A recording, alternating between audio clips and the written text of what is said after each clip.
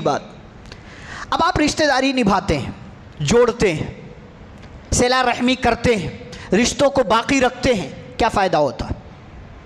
इसलिए कि हम इंसान लालची हैं, हरीस हैं, हमारे अंदर हिर्स है, ये करूँगा तो मिलेगा क्या, होना भी चाहिए, कोई गलत बात नहीं है, लेकिन नाजायज़ हिर्स नहीं होनी चाहिए।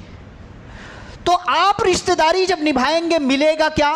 क्या मिलता है देखिए, पहला दो फ़ायदा, एक है रिज़्क़ में बरकत और दूसरे है उम्र में इजाफ़ा।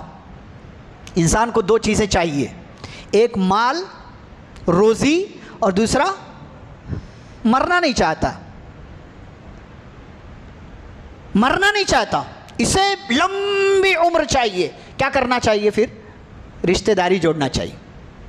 जो नहीं पूछ रहा उसको पूछो, जो रूठा हुआ मनाओ, जो दूर जा रहा है उसको करीब लाओ।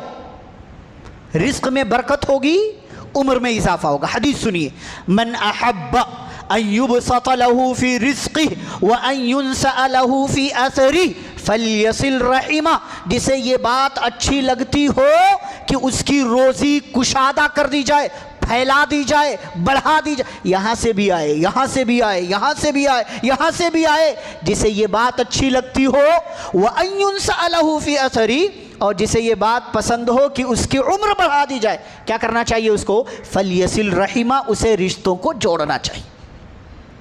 दो फायदा, रिज़्क़ में बरकत, और रोज़ी सिर्फ माल नहीं है।